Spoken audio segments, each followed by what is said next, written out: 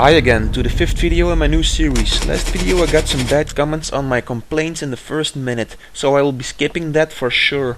I do have to add, since some of the bugs in this game didn't happen to my game, I had to search up some videos of people that did. So let's get to business and see what went wrong with Rome Total War 2.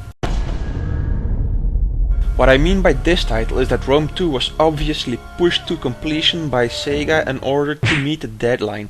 Now I wonder why this deadline was so important. I can understand why EA pushed DICE to the deadline of Battlefield 4, since Battlefield is in direct competition of Call of Duty, so both of them wanna beat each other to the punch. But Total War doesn't really have direct competition, and there certainly wasn't any competition within months of the release of Rome 2.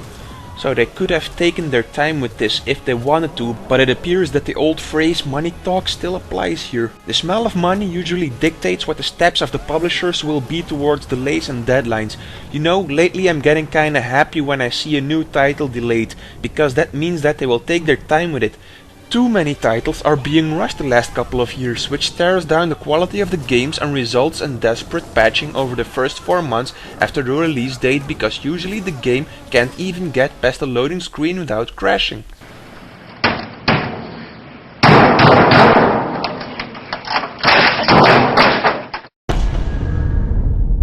Now this point translates itself into how much they deleted from previous games. For instance, many options in the diplomacy menu aren't there anymore. A few examples of those are the many options for the families or parties that were there in the first Rome Total War game are now gone.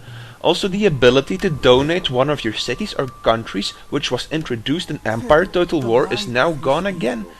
In combat, guard mode is gone too, and everything is pretty generalized. Many things have actually been dumbed down. I know Creative Assembly has been thinking of going on consoles with their Total War games, and this just shows that the PC is the platform that has to give away. According to Creative Assembly themselves, they even had 40% more budget than they had with Shogun 2. We've got a huge budget for the game, about 40% bigger than anything we've done before. Then I wonder why the game runs and looks worse than Shogun 2. Now, as I mentioned before in the previous point, they were supposed to have more budget for this game, yet it is nothing like they showed in gameplay trailers. This is super early code. We're way pre-alpha, and what that means is there's loads of features, not just in terms of the graphics, but also in terms of the combat and the animations that actually aren't in the game yet. So the final game's actually going to look way better than this. You know, we're working our guts out on this game, and we're determined to make it the best Total War game ever. There are multiple issues with the game, not to mention the crashes and stability of the game. Some people reported that after 100 turns into any campaign you would get frequent crashes. Now this is something that I've experienced myself, and even caused one of my save games to get corrupt. If I hadn't made any backup saves, I would have lost almost 30 hours worth of progress. Other problems with the game are that diplomacy is a bitch. The enemy AI thinks because of some weird bug that they're always equally powerful to you while you outnumber them 50 to 1, and they base their decision making and the chance of a successful negotiation on that system, and therefore it's nigh impossible to bring any diplomacy to a happy ending. Over here you see an example of what ridiculous prices they demand for packs and treaties that are benefiting both sides. And as soon as you remove the requested price, they'll outright reject your offer. Will you not give our people a little gold?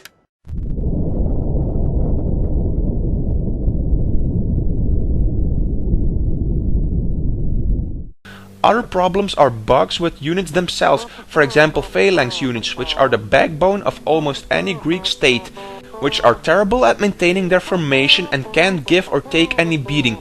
It's like they were just meant to be there to look pretty and blind people with their nipples. And let's not speak of how dumb the enemy AI was. They weren't even able to properly flank you or react to your flanking moves, while the AI in Shogun 2 was just like the graphics, a lot better. It's just ridiculous that stuff like this all got through the testing phase. Maybe there weren't even any testers, or maybe they were just stupid ass drunk.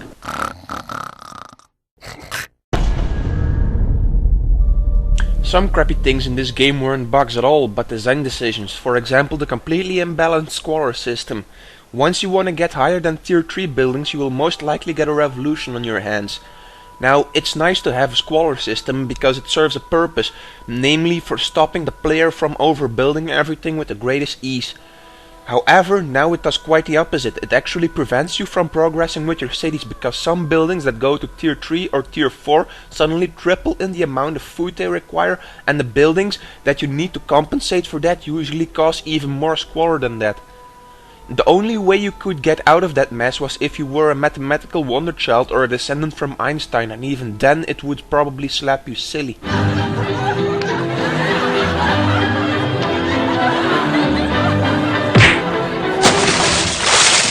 Even the enemy AI, which was run by the computer, couldn't handle the squalor system.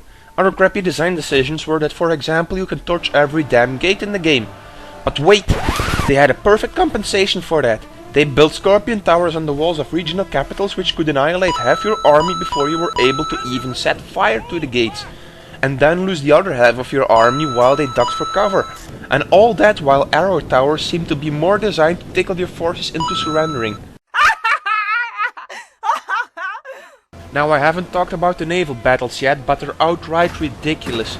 Somehow the enemy boats are always in the advantage no matter what you do, so they ram your boats in half and you lose the entire units that were on it.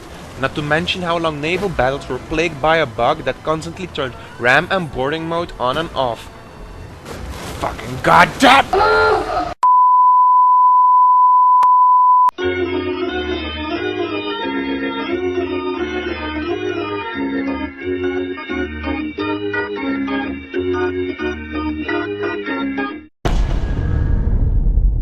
Yep, you heard it. Before the game was even properly tested and running, there was already a DLC waiting for us, and not just any DLC. It contained the two most popular factions besides the Romans, Carthaginians, Macedonians and Egyptians, namely the Spartans and Athenians, the two factions that created legendary stories like Troy, the war against Persia, the Battle of Thermopylae, the Plague of Athens and the war against Sparta, and many more.